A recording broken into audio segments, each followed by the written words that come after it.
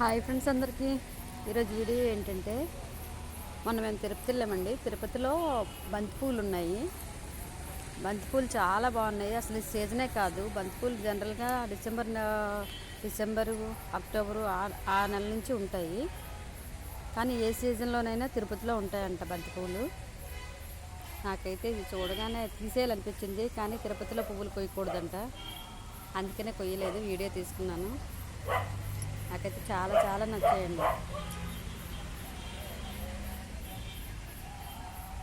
ఎక్కడ చూసినా పువ్వులే, చాలా రకరకాల పువ్వులు ఉన్నాయి. సంపంగి పూలు కూడా ఉన్నాయి, కాకపోతే సంపంగి పూలు వీడియో తీసుకోవడానికి అవ్వలేదు.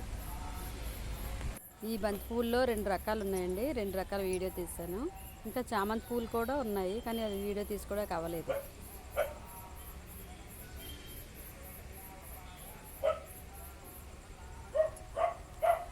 నాకైతే ఈ వీడియో చాలా నచ్చిందండి. మీకు కనుక నచ్చినట్టయితే లైక్ చేయండి. కొత్త వాళ్ళైతే సబ్స్క్రైబ్ చేసుకోండి.